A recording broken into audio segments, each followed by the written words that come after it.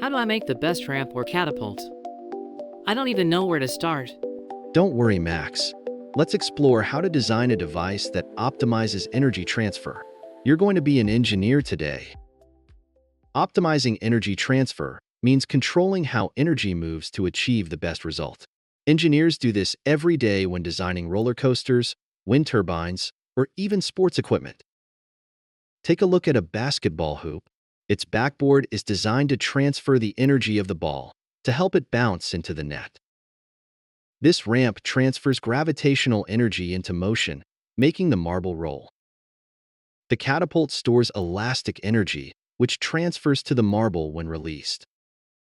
Wind turbines transfer kinetic energy from the wind into electrical energy. Engineers design them to maximize efficiency. Today's challenge is to create your own device that optimizes energy transfer.